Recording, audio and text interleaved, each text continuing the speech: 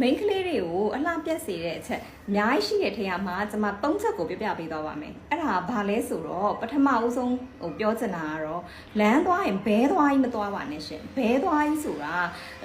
ကျွန်မနာမည်ပေးထားတာပေါ့နော်ဘဲနဲ့တူလို့လမ်းမိန်းကလေးတွေကိုအလှပြတ်စေတဲ့အချက်တွေအများကြီးရှိတဲ့အထဲမှာအဓိကအချက်၃ချက်ကိုဝေမျှလာတဲ့ဒီမရဲ့ဗီဒီယိုလေးကိုဖွင့်ပြပေးချင်ပါတယ်။သတိထားတဲ့အရာလေးမျိုးကြော်မသွားပဲအတူတူကြည့်လိုက်ကြရအောင်နော်။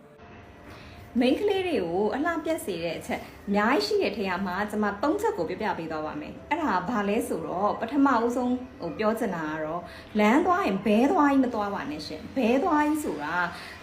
ကျွန်မနာမည်ပေးထားတာပေါ့နော်ဘဲနဲ့တူလို့လမ်းလျှောက်လို့ရှင်ခြေဦးနှစ်ဖက်ကိုအပြင်ထုတ်ပြီးတော့ဖနှောက်နဲ့ရက်ပြီးတော့သွားတဲ့ဒီဇိုင်းပေါ့နော်အဲ့လိုဘဲသွားရင်အရန်ကြီးရဆိုပါတယ်ရှင်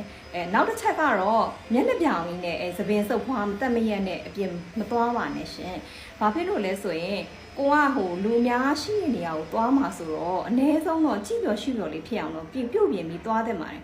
ကိုကကိုလေးစားမှုရှိမှာအများသူငါလည်းကိုလေးစားမှုရှိမယ်လေအ ਨੇ ဆုံးတော့သူများအတွက်လောက်တာမဟုတ်ရင်တော့မှာပဲเนาะကိုအတွက်ကိုတော့တက်ရက်လေးဖြစ်အောင်လို့เนาะ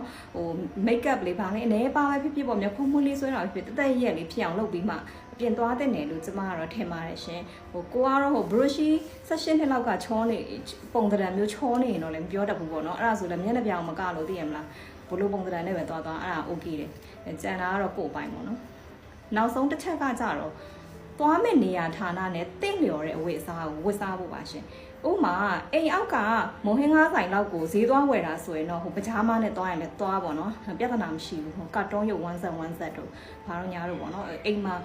အိမ်ရင်ဝတ်ဖို့ချုပ်ပေးထားတဲ့ဒီဇိုင်းလိုမျိုးဝတ်စားရည်လေအဲ့လိုမျိုးဝတ်စားနဲ့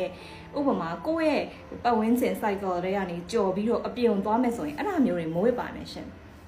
အဲ့ဒါကလည်း main ကလေးတယောက်ကိုလို့ပြောမယ် image ပြက်စေတဲ့အရာပဲပေါ့နော်လူဆိုတာနေရာဌာနနဲ့တင့်လျော်တဲ့အဝတ်စားကိုဝတ်မှကိုလည်းဒါလေးစားမှုရှိမှအများကလည်းလေးစားမှုရှိမှာပေါ့နော်အဲ့လိုမှမဟုတ်ဘူးဆိုလို့ရှိရင်ဟဲ့ငါ့တော့ဘလို့ခြေလိုက်တယ်ဘလို့ပဲချမ်းသာအမှန်တော့ကိုဒီလိုမျိုးဖြစ်တယ်ဆိုတာလေကိုအပြစ်လဲတကယ်တော့မကင်းဘူးလေကိုကအဲ့လိုမျိုးကြီးတော့မဝတ်တဲ့ဘူးပေါ့နော်နောက်ပြီးကျမရဲ့နိုင်ငံသားတငယ်ချင်းတွေကဆိုအမြဲမေးတယ်ပေါ့နော်ဟဲ तू ကဘာဖြစ်လို့အညာကြီးဝတ်စုံကြီးနဲ့အိမ်ပြုံထွက်လာတာလဲသူတို့ကအဲ့ဒါမျိုးပကြားမိုင်းနဲ့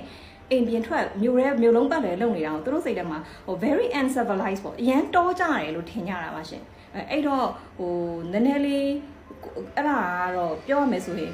image ပြတ်တယ်ပေါ့နော်ကိုတော့အရန် cute type လေးရမ်းမိုက်တယ်ထင်နေမယ်သူများတွေကအဲ့လိုမျိုးမြင်နေတာမဟုတ်ပါဘူးရှင်အဲ့ဒါကြောင့်မို့လို့ကျမစေတနာနဲ့ပေါ့နော်ဒါကတော့အကြံပေးတာပေါ့အဲ့ပကြားမ1 set ကြီးကိုဝတ်ပြီးတော့မျိုးလုံးပတ်လေတော့မလုပ်ပါနဲ့ရှင်အဲ့3setပြင်လိုက်အောင်တော်လေးချောသွားပါပြီတော်လေးမိုက်သွားပြီ